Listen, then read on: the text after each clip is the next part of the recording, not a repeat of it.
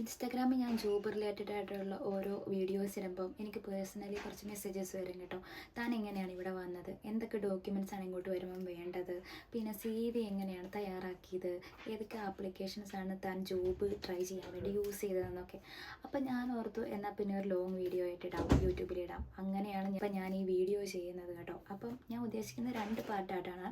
First പാർട്ടിൽ എന്തൊക്കെ documents നമുക്ക് വേണം, പിന്നെ CV എങ്ങനെ തയ്യാറാക്കാം, പിന്നെ ഞാൻ ഏതൊക്കെ ആപ്ലിക്കേഷൻസ് ആണ് UAE വന്നപ്പം ജോബ് ട്രൈ ചെയ്യാൻ വേണ്ടിയിട്ട് യൂസ് ചെയ്തത്. രണ്ടാമത്തെ പാർട്ടിനകത്ത് ഞാൻ ഇവിടെ വരുന്ന റൂമിൻ്റെ എക്സ്പെൻസ്, ട്രാവൽ എക്സ്പെൻസ്, ഫുഡ്, അങ്ങനെയുള്ള കാര്യങ്ങളെപ്പറ്റി സെക്കൻഡ് പാർട്ടായിട്ട് ഞാനിടാം. സോ എന്തൊക്കെ ഡോക്യുമെൻറ്റ്സ് ആണ് വേണ്ടത്?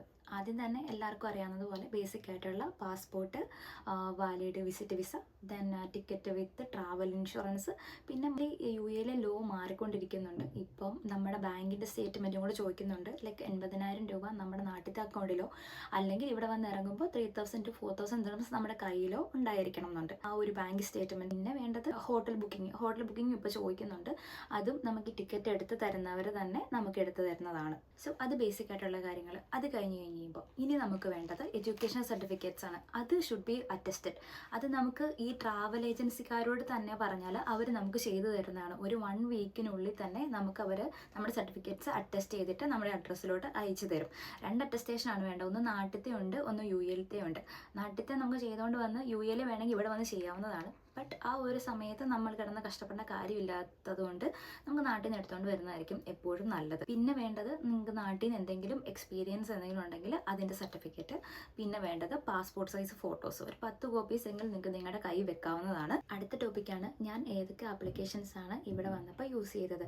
ഞാൻ ജോബ് ട്രൈ ചെയ്യാൻ വേണ്ടി യൂസ് ചെയ്ത applications LinkedIn, Indeed, Naukri Gulf, Dubizzle. പിന്നെ വാട്സപ്പ്, ഇൻസ്റ്റാഗ്രാമിൽ കുറേ ഗ്രൂപ്പ്സ് ഉണ്ടായിരുന്നു. ഞാൻ ആ ഗ്രൂപ്പ്സിലൊക്കെ ഞാൻ ആഡ് ആയിട്ടുണ്ടായിരുന്നു. ഇപ്പോഴും ഉണ്ട് കേട്ടോ. ബട്ട് എനിക്ക് കൂടുതലും കോൾസ് വന്നത് ഇൻഡീഡിൽ നിന്നായിരുന്നു. അതുകൊണ്ട് തന്നെ പിന്നെ ഞാൻ കുറച്ച് കഴിഞ്ഞപ്പോൾ ഇൻഡീഡ് തന്നെയാണ് ഞാൻ ഫോക്കസ് ചെയ്തത്.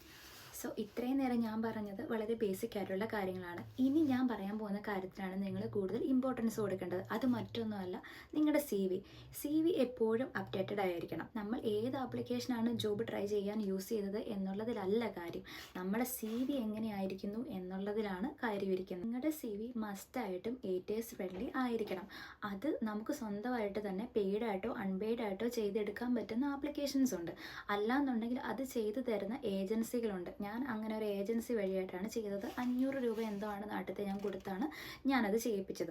സോ അതിൻ്റെ ഒരു ഇമ്പോർട്ടൻസ് എന്താണെന്ന് വെച്ചിട്ടുണ്ടെങ്കിൽ ഇപ്പോൾ 95% കമ്പനീസും ATS ആണ് ഫോളോ ചെയ്യുന്നത്. ഫോർ എക്സാമ്പിൾ പറയുവാണെങ്കിൽ, ഞാൻ ഇപ്പോൾ എൻ്റെ കമ്പനിയിലോട്ട് ഒരാളെ ഹയർ ചെയ്യുന്നുണ്ടെങ്കിൽ എനിക്ക് അതിൽ നിന്നും കുറേ റിക്വസ്റ്റ് കിട്ടും. പണ്ടൊക്കെ നമ്മൾ മാനുവലി ആണ് ചെക്ക് ചെയ്തുകൊണ്ടിരുന്നത്. ഇപ്പം നമ്മളത് സിസ്റ്റത്തിലോട്ട് ഇട്ട് കൊടുത്ത് സിസ്റ്റമാണ് അതിനെ ഫിൽറ്റർ ചെയ്യുന്നത്. സോ സിസ്റ്റം എങ്ങനെയാണ് ഇതിനെ ഫിൽറ്റർ ചെയ്യുന്നത്? സിസ്റ്റം ആ കമ്പനി പറഞ്ഞിരിക്കുന്ന റിക്വയർമെൻറ്റ്സിനെ ആദ്യമേ തന്നെ അനലൈസ് ചെയ്യും.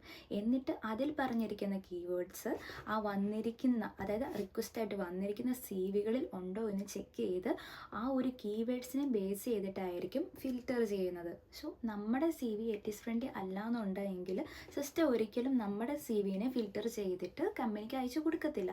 അതുകൊണ്ടാണ് CV എപ്പോഴും ATS ഫ്രണ്ട്ലി ആക്കണം എന്ന് പറയുന്നത്. CV ATS ഫ്രണ്ട്ലി ആക്കുമ്പോൾ അത് മിനിമലും ആകും. അതുപോലെ തന്നെ കൂടുതൽ ഇൻഫർമേഷൻസ് കമ്പനിക്ക് കൊടുക്കുകയും ചെയ്യും. നിങ്ങൾ കമൻറ്റ് ചെയ്യുവാണെന്നുണ്ടെങ്കിൽ ഞാൻ ചെയ്ത ആ ഒരു ഏജൻസിയുടെ നമ്പർ വേണമെങ്കിൽ നിങ്ങൾക്ക് ഷെയർ ചെയ്ത് തരാവുന്നതാണ്. സോ ഞാൻ അധികം പറഞ്ഞ് വലിച്ചു നീട്ടുന്നില്ല. നിങ്ങൾക്ക് ഇതിനകത്ത് എന്തെങ്കിലും ഒരു ഡൗട്ട് ഉണ്ട് എങ്കിൽ, വേറെ ഏതെങ്കിലും ഒരു ടോപ്പിക്കിനെ പറ്റി ഞാൻ പറയണമെന്നുണ്ടെങ്കിൽ, എനിക്കറിയാവുന്ന കാര്യമാണെങ്കിൽ നിങ്ങൾക്ക് കമൻറ്റ് ചെയ്യാവുന്നതാണ്. ഞാനതിൻ്റെ വീഡിയോസ് ആയിട്ട് ഇടാം. ഇനി അതിന് ഡൗട്ട് ഉണ്ടെങ്കിലും കമൻ്റ് ആയിട്ട് ഇട്ടാൽ മതി. ഞാനത് ക്ലിയർ ചെയ്ത് തരുന്നതായിരിക്കും.